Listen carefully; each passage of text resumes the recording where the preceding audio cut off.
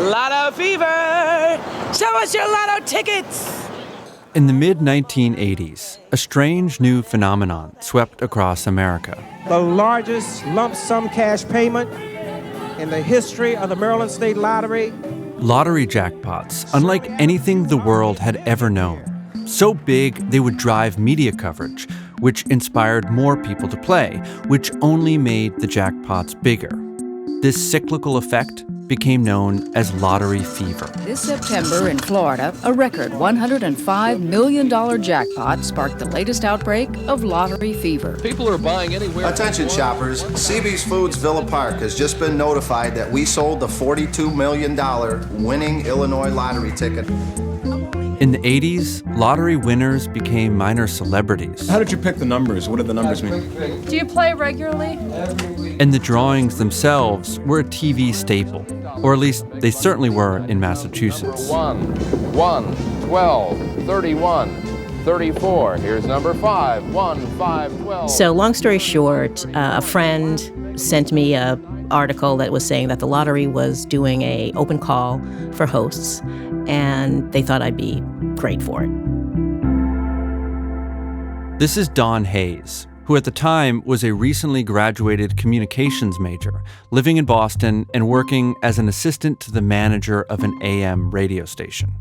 Not her dream job. Being the face of a nationwide obsession, dream job. What they did was they had a talent search. They just opened the doors and said, anybody come on down and audition to be the new lottery host. The way Hayes describes it, the scene was something akin to an American Idol audition. Long lines, people ushering you along, and finally, a brief moment in a sterile conference room in which to make an impression. They asked you a few questions. Thank you, next. Amazingly, Hayes survived that first round. I got called back. And the next round, and the next round. So they went from 4,000, I think, down to 126 to another number, and then at the end, they had a pageant of sorts. What did you do in that pageant when he was down to the finalists? Well, that's a kind of a cool story, too. So keeping in mind, this is in the 80s. I'm a Black woman. There were 16 finalists. A lot of the white women, I'm sure, thought that, well, we don't have to worry about her. So I always dressed down when I was around them. So the day of the pageant, there was a clothier, Yolanda, and when you wanted anything special, you would go to Yolanda. Hayes went to Yolanda. Got the most amazing dress, shoes, and earrings. Like, that was just stunning.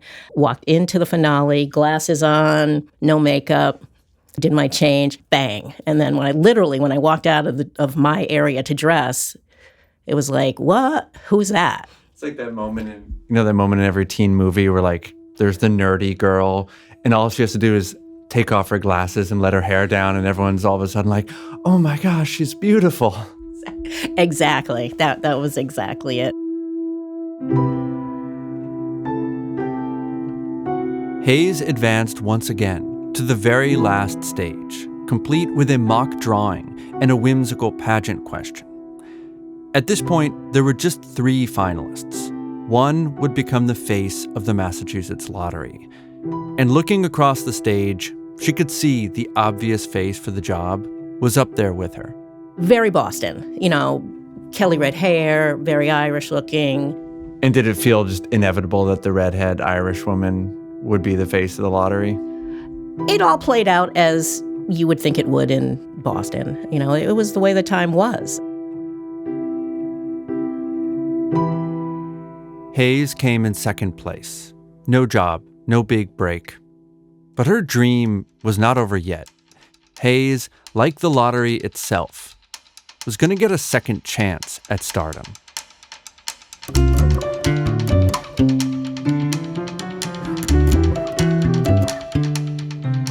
From GBH News, this is Scratch and Win, the making of America's most successful lottery. I'm Ian Koss.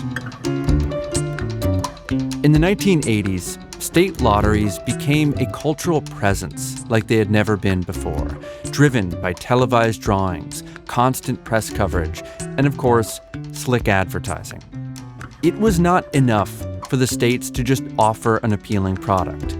If they wanted to drive growth, they needed to tell a story about that product, weave it into the imaginations and daily lives of their citizens. All of which raised a delicate question. Just how far should the state go to promote gambling? This is part 6, The Game Dreams Are Made Of.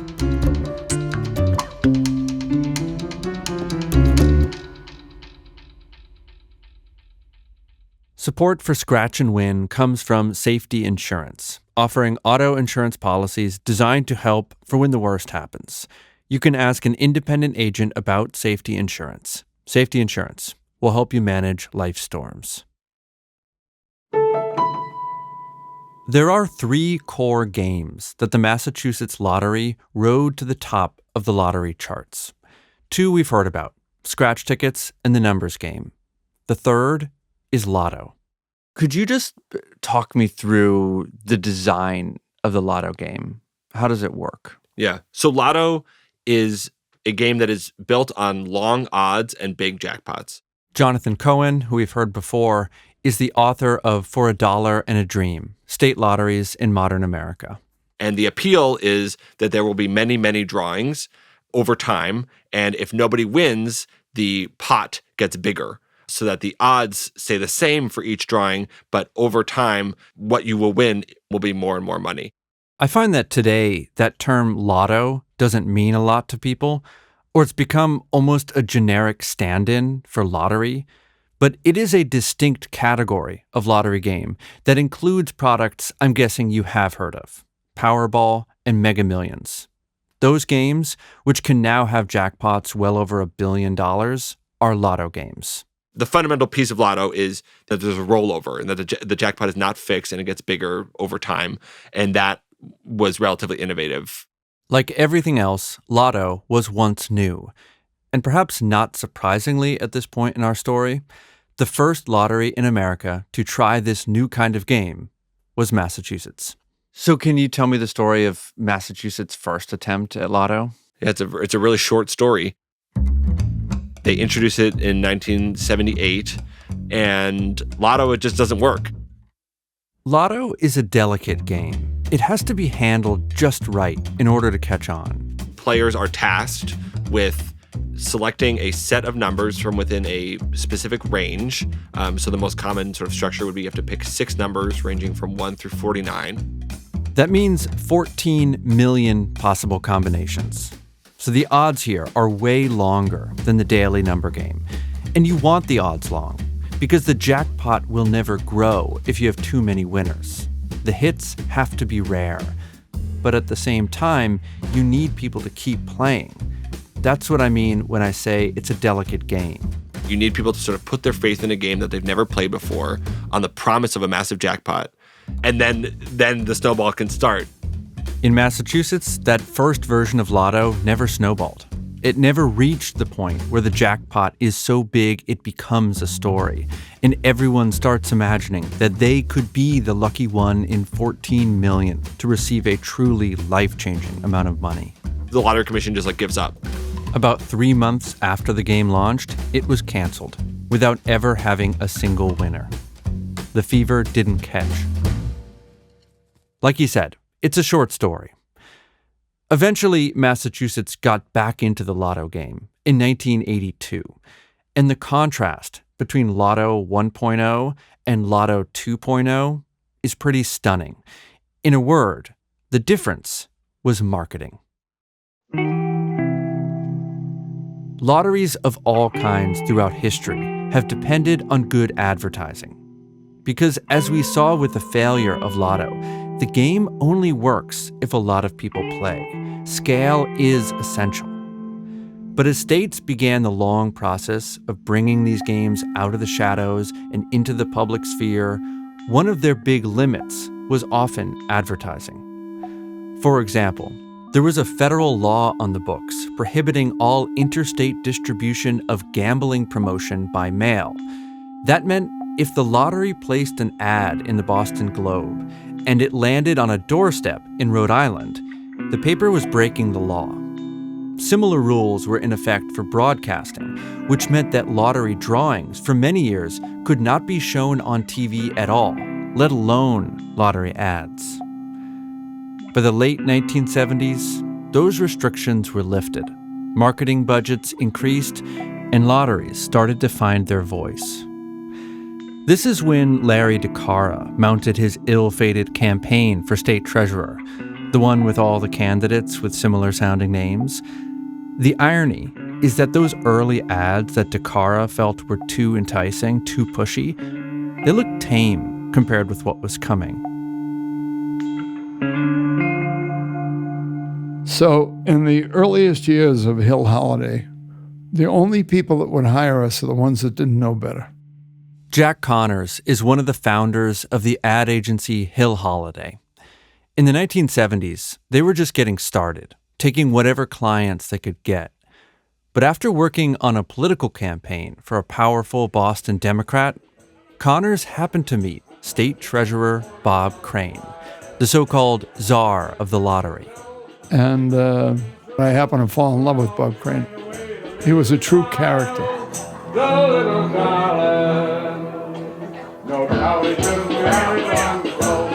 Crane, remember, was a vaudeville man, an entertainer who reveled in the rough political style of the state. When Connors first met him, the treasurer seemed larger than life. I saw him as a very happy warrior, but to him, it was all a sport, and your job is to hit one out of the park. We heard from Jack Connors back in episode 2. I introduced him as a longtime friend of Crane's, which he is, but that relationship really began through marketing. The failure of Lotto was obviously a black eye for Crane's lottery, which up to that point had been on a hot streak. In that same year the first version of Lotto was canceled, 1979, the Massachusetts lottery dropped its original ad firm. It was time for fresh ideas, and Jack Connors was able to get an audience with the treasurer. As is the case with a lot of state contracts, there's a sort of a bidding process. But in this case, it wasn't so much about who was going to charge more or less. Everyone was averaging the same percentage, if you will. So the competition really was about whose creative is the most attractive to the treasurer and the head of the lottery, et cetera. And we had built relationships, but we had to we had to go over the final hurdle. Hill Holliday was considered the most creative agency in Boston. We were the blue-collar crazy guys. Tony Winch worked in creative at Hill Holliday and describes the place as pretty much lifted straight out of Mad Men. Golf in the hallways, 3 martini lunches. We would joke around. We said, if you don't get the work done in the morning, it's not going to get done. If you go out to lunch with the guys or clients, and you'd roll back in at 3 o'clock, and at 4 o'clock, they'd have cocktails. They had a phrase for it, AM advertising. It was a very, very different era. But the work that did get done stood out. It was creative, inspired, a little edgy. This is Hill Holliday's Real Life, Real Answers campaign. Hill Holliday made waves by creating ads that didn't always look like ads. There's a lot of paperwork here. There's always paperwork. There was this famous campaign for Hancock Insurance that never actually says what Hancock is selling. They look real. The actors don't look at the camera, they look away. They mumble and shrug. The sales pitch is never spoken. It's soft, but it sells. Hill Holliday was one of many agencies around the country, ushering in a new era in advertising, a looser, weirder era that was less about products and more about feelings. In fact, I never thought I was working. It was so much fun. In other words, they were exactly what the lottery needed. Crane's lottery took a chance on the young upstarts. One account executive at Hill Holliday told me that when they first got that lottery contract, it was 1/3 of all their business. It was a huge get, snagged from the most prestigious agency in town, and it became their showpiece, a chance to really flex their creativity. I got my load at 518 on the road by 603. For instance, we did a TV commercial with a guy in a truck. Again, Tony Winch was a creative director on the lottery account. And he was going down Route 495 and then to Route 128. This ad was for the daily numbers game, which was still a big moneymaker for the lottery.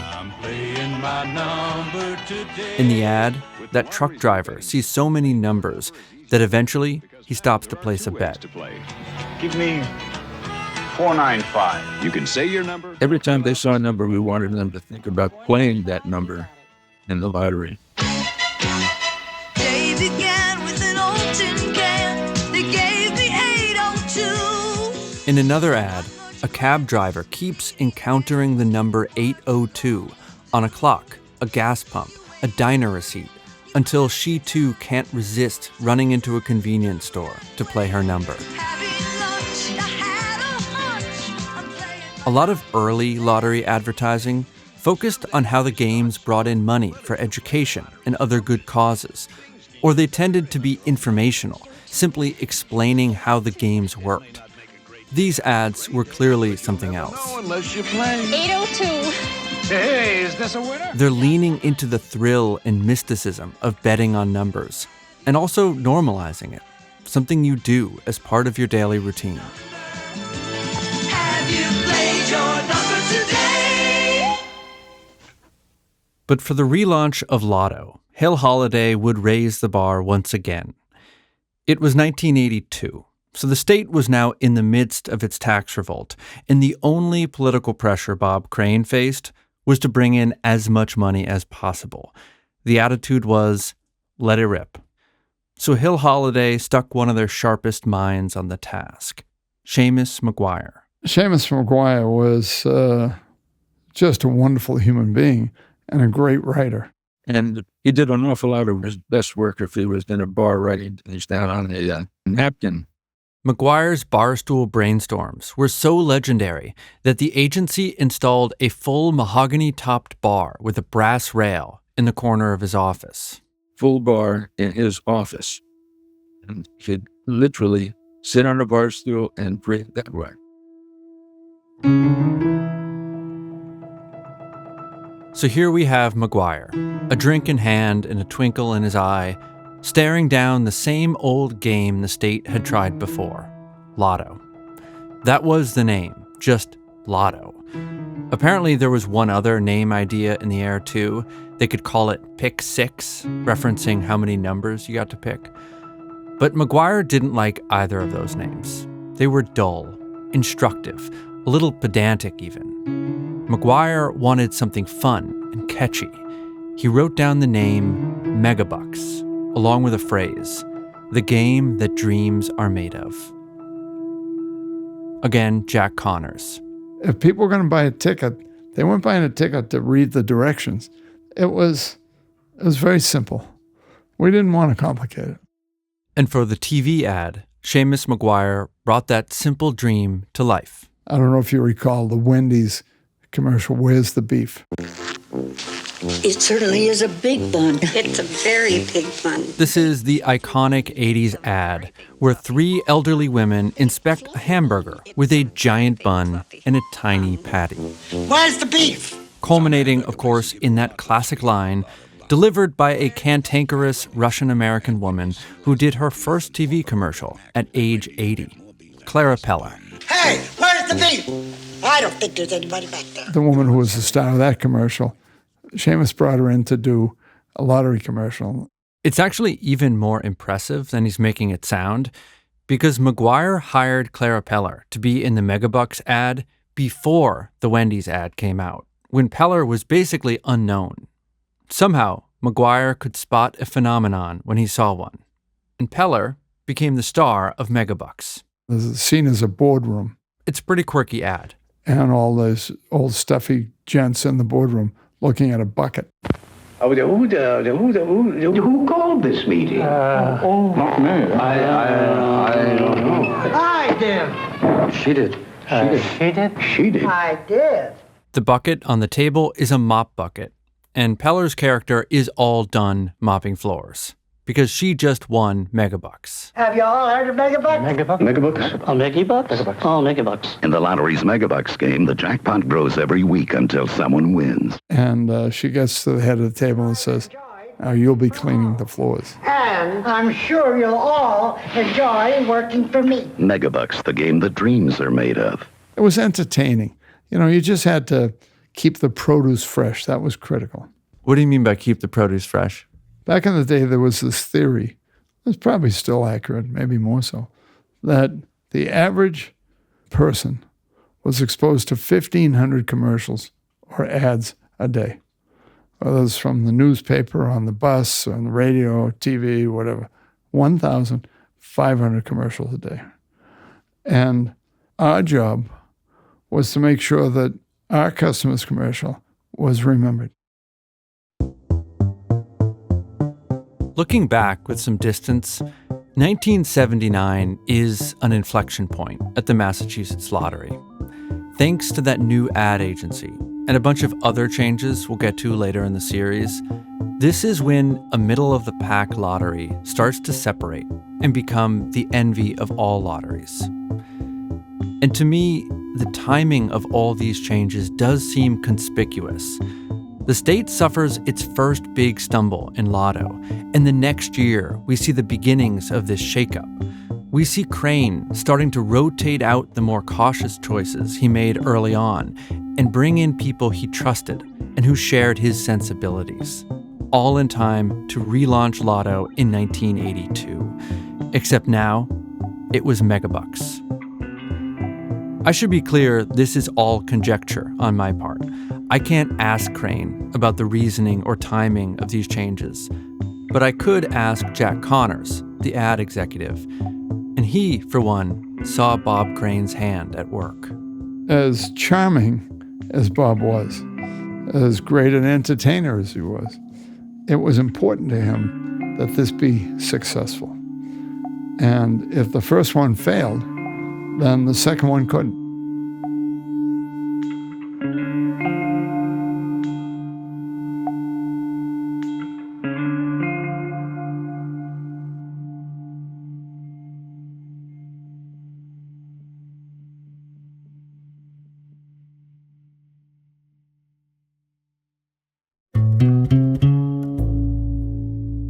One of the key insights of Lotto games is that it doesn't actually matter how long the odds are. I mean, what's the difference between 1 in a million versus 1 in 10 million or 1 in 100 million? They're all impossibly long odds. The number that matters is the size of the jackpot. That's a number anyone can understand. And it's important to stress that lottery prizes were not always the kind of money that launched you into the realm of the super rich. The early lotteries were built on modest prizes, and a lot more of them.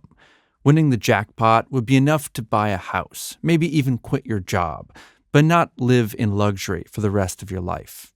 That was new in the 1980s, new with Lotto. And it was very much in line with the times. Why do you think that Megabucks and other Lotto-style games took off the way they did in the 1980s? Was there something kind of deeper and broader going on in the culture at that time that fed into that craze? Well, this may be a bit of a reach. Again, ad man Jack Connors. But this was the first time in the history of America where people's children may not do better than their parents. That was the dream. And at some point in that general vicinity, that didn't happen anymore. And so it was a good time for that get rich quick kind of thing. And I'm not sure Connor's theory here is such a reach. In fact, lottery historian Jonathan Cohen told me the exact same thing. The 1980s is a period of stagnating incomes for blue-collar workers, persistent unemployment in many parts of the economy, sort of the first shock waves from globalization. And so all of that, I think, helps explain the appeal of a $40 million jackpot. This era of deindustrialization shook the whole idea of American meritocracy, that if you work hard, you will go far, and your children will go farther. But that's not all that was in the air. So the irony is that the decline in material conditions for blue-collar workers is coupled with a culture that is celebrating opulence and wealth. Kind of hard not to notice, huh, Mother? It's Crystal's new engagement ring. Dynasty about this super rich family. It was like the most popular show of the early 1980s. The Forbes list of like the wealthiest Americans comes out for the first time in 1982 and like immediately sells out every copy that they printed. Lifestyles of the Rich and Famous premieres in 1984. Your host on this exclusive edition of Lifestyles of the Rich and Famous. And there's all this commentary from Newsweek and elsewhere at the time that the appeal of these shows is about sort of living vicariously through them. $50 million glamour palace in the sky. And Donald Trump fits in this period too? Donald Trump, in so many ways. Whoever said that money can't buy you love clearly didn't know Donald Trump. I mean, The Art of the Deal is the best-selling book for many weeks, months, years in the 1980s. I also have his autograph. You do? Yes. How'd you get it? Where is it? Trump even had his own board game in which the smallest denomination of money you could play for was $10 million. Trump's got a new game. Hey, Trump's got a new deal. What's your game, Donald? Heard about Trump's new deal? He's paradigmatic of what people want, and it's not enough anymore to like move to Westchester and buy a nice house. You want to be a real estate mogul, you want to buy an Atlantic City casino, and that's the standard against which people are increasingly setting themselves. Because it's not whether you win or lose, it's whether you win. Yes! Play Trump, the game from Milton Bradley. I think you'll like it. So there's this cultural fascination with the wealthy and their wealth that is the flip side to this actual decline in security and stability that is defining many American households. And into that strange contradiction steps a tantalizing possibility: chance. According to a Gallup poll from 1984, 20% of Americans believed the lottery was their only way to get ahead. What we have is something far more democratic. It's called Super Lotto, and it gives each individual the chance for untold wealth. So play. You can see that theme in lotto marketing around the country. Here and elsewhere, it was the game dreams are made of. Hey, isn't your dream worth $1? Yeah. I mean, I think there's we writ large, not Hill Holliday, but the entire world of marketing knew that something was happening here, as the song goes. And we ought to try and take advantage of it. So on some level, you're just riding cultural currents, trying to read them as best you can and stay ahead. You didn't create waves, you rode them. And in Massachusetts, Megabucks was definitely riding that wave. We even asked one of the cashiers here at the Star Market Megabucks game, would you ever play the game yourself? Oh, yeah. The game launched in 1982, but it really took off in 1984. That's when that classic ad with the mop bucket in the boardroom was in heavy rotation. By that summer, the Megabucks jackpot grew to $15 million, then the biggest lottery prize ever in North America. But I thought you said it was a silly bet. Well, we got to have that 1 in a million shot there. You got to have that try. You have to. During that first bout of so-called megamania, the Massachusetts Lottery reported that a warehouse filled with 15 million betting slips was emptied out in a single day. When I got there, it had the old 202T modems, and they worked on these phone lines. Andy Solari was a telecommunications technician at the lottery. He started there right as Megabucks was taking off. And at that time, all those millions of bets came in by phone line. Not like a phone call, but as data transmitted by phone. It's like the old days when you had the dial-up modem. And the way they troubleshoot was looking at the LEDs on the cards, and they would literally patch in and listen to the thing. But you could see, you always knew when you had a big jackpot because those lights were just like flashing away. So you could literally stand in that control room and see a light flash on the modem board every time a bet is placed? Yeah, a million miles an hour.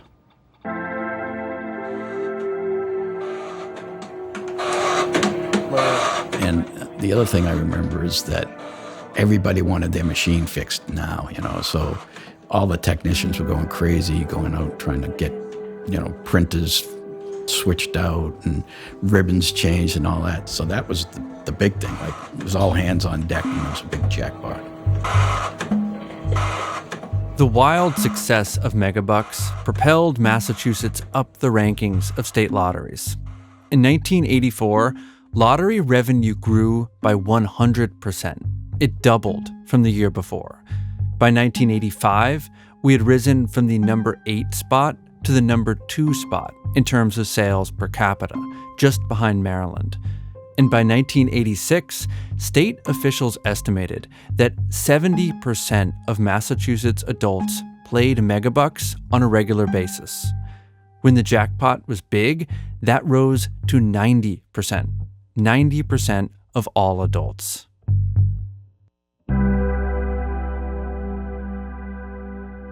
As Megamania accelerated, it also opened up a bidding war among the Boston TV stations. Every station wanted those drawings. They were great for ratings.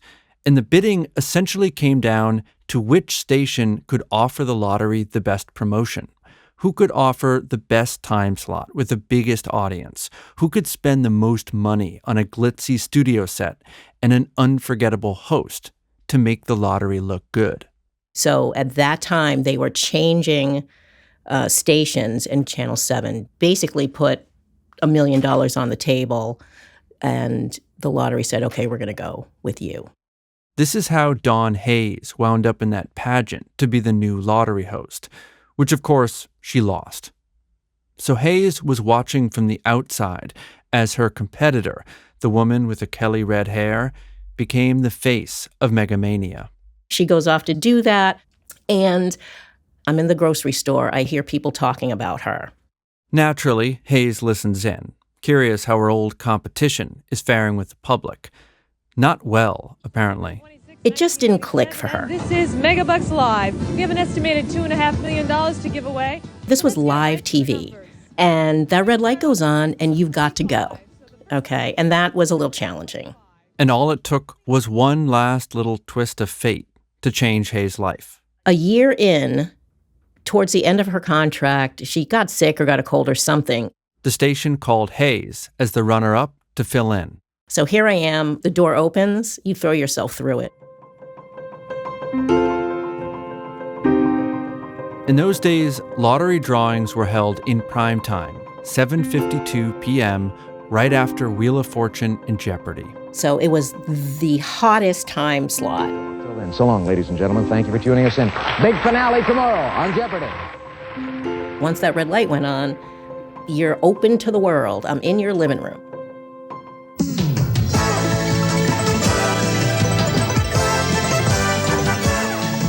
Good evening, everybody. I'm Dawn Hayes, and welcome to Lottery Live. Well, you made it. It's Wednesday, and the weekend is in sight. Hopefully, the Channel 7 had built a special set for each type of lottery drawing. There was the big tumbler of lottery balls, of course, and as the 6 balls came down the chute, the numbers appeared on a digital display, just like the scores on Jeopardy. So it looked slick. It didn't look like local TV. You can tell a local commercial from a national commercial, right? This show looked great. It was just like money, money, money, money. Now let's see what the wheels have to say tonight. We're going to start with 2. I fill in. You know, it's a Cinderella story. It didn't click for the pageant winner, but it did click for Dawn Hayes.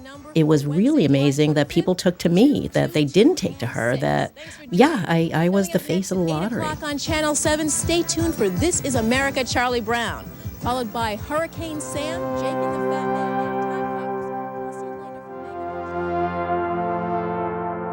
Dawn Hayes rode the crest of the Megamania wave. She did those nightly drawings for 16 years, from the 80s through the 90s and into the 2000s, longer than anyone else in the lottery's history.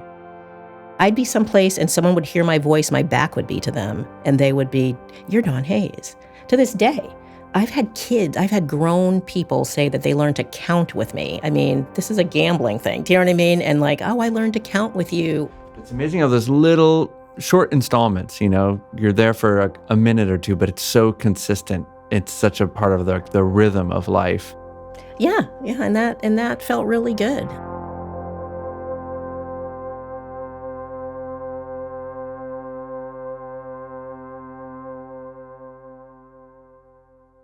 In 1980, the American Psychiatric Association published the third edition of its massive and always anticipated Diagnostic and Statistical Manual of Mental Disorders, usually called the DSM. The DSM is a snapshot of psychiatry's ever-changing understanding of the human mind, and that year it featured a new diagnosis never included before: pathological gambling.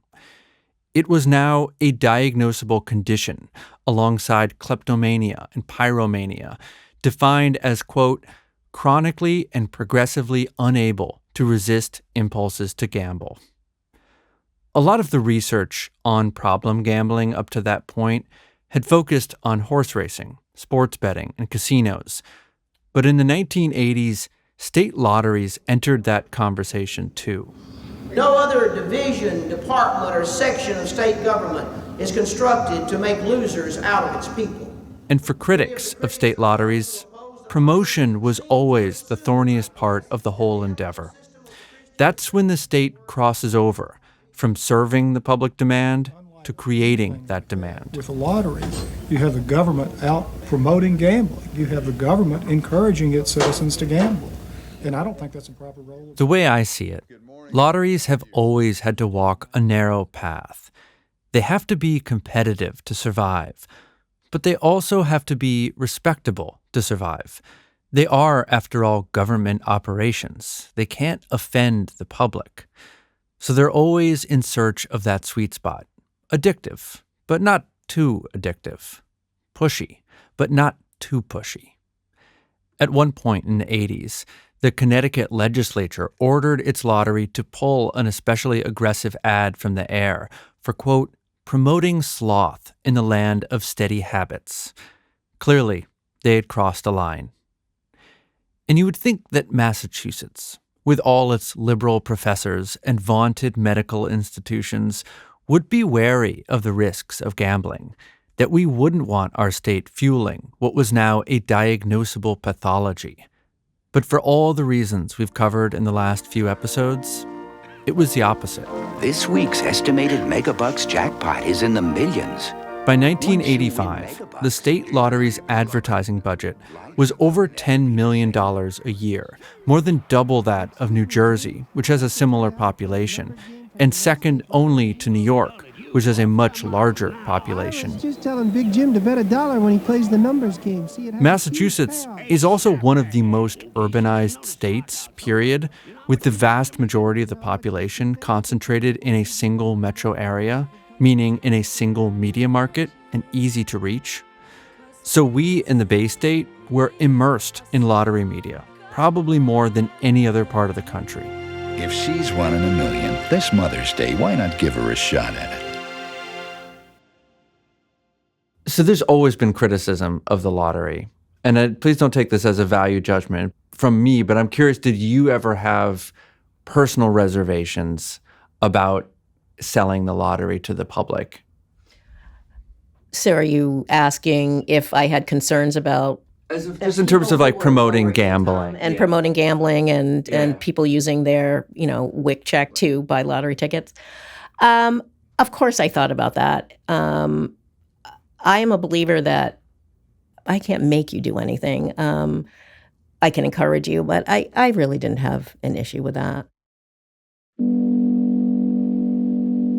My job was to present the numbers and to be, a cordial, warm, welcoming face to the lottery. Like my partner says, he's like, you would get people to go out and get a ticket in the snow. You would say, it's snowing out, but go out and get that ticket. That was my job, and to smile and make people feel good about it, and I took that to heart. Did you ever have any reservations about aggressively marketing the lottery? Not one day in my life. I put more or less the same question to Jack Connors of the ad agency Hill Holliday. Never. We weren't advertising cocaine or cigarettes or alcohol. The lottery, it was a family sporting event. Mm-hmm. And everybody knew the chances were slim, but we viewed it as being in the entertainment business. Yeah. I actually give Jack Connors a lot of credit for sitting down with me. He passed away a few months after this interview from pancreatic cancer.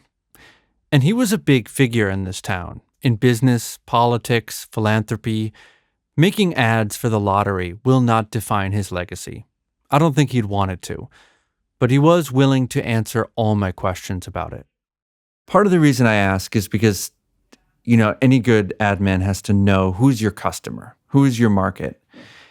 And for the lottery, historically, it's always been, the working class and working poor who make up the majority of lottery sales. No question. And so was that a deliberate part of the marketing plan? Is like, well, we're not going to advertise in Wellesley and Weston. We're going to advertise in Lawrence and Lowell.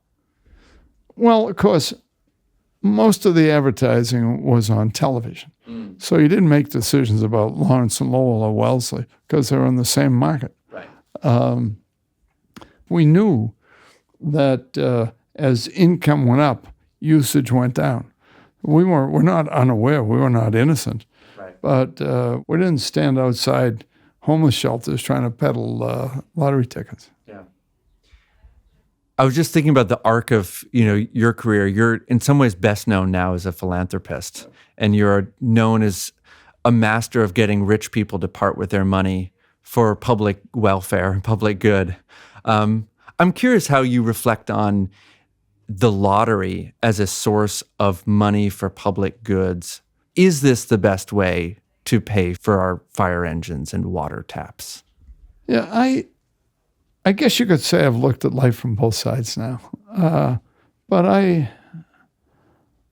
when I was in the advertising business, I was all in. I loved it. But I'm not keeping anything from you. There wasn't any, I wasn't ashamed to go home to my family and say, she goes, we broke the record in the lottery. Right. It was part of the economic mix in the Commonwealth. Yeah. And we were proud to be part of it. Regrets, I've had a few, but then again, too few to mention.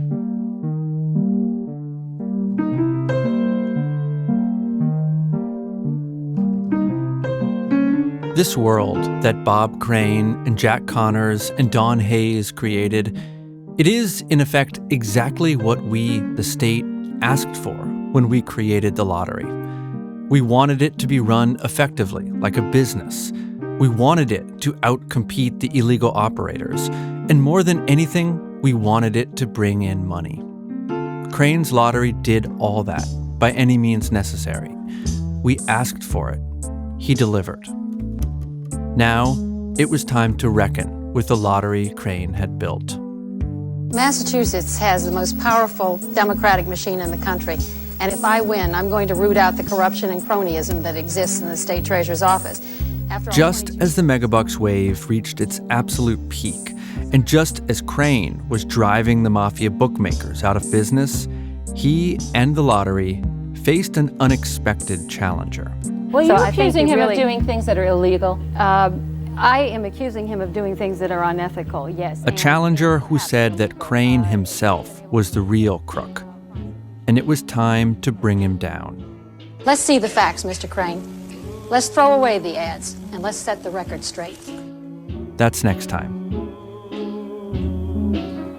You made me love you. I didn't want to do it. I didn't want to do it. You made me want you. And all the time you knew it. I guess you always knew it. You made me happy sometimes. You made me sad. But there were times, dear, you made me feel so bad. The series is produced by Isabel Hibbard and myself, Ian Koss. It's edited by Lacey Roberts. The editorial supervisor is Jennifer McKim, with support from Ryan Alderman. May Lay is the project manager, and the executive producer is Devin Maverick Robbins. I had a chance to speak with a number of staff at the ad agency Hill Holliday who you don't hear in the episode: Dick Pantano, Bob Curry, and Jim Riley. I'm grateful for their time and insights. The audiogram for this episode was edited by Julia McCarthy. The Scratch and Win video series is produced by Marta Franco and Joni Tobin. The artwork is by Bill Miller and Mami Hawabawo. Our closing song is You Made Me Love You, performed by Massachusetts State Treasurer Bob Crane. Scratch and Win is a production of GBH News and distributed by PRX. What I cry for, you know you got the brand of kisses that I die for. You know you made me. You know you made me. You know you made me love you.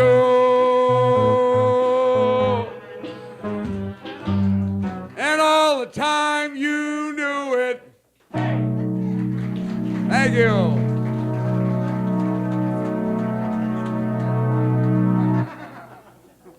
You come in on that.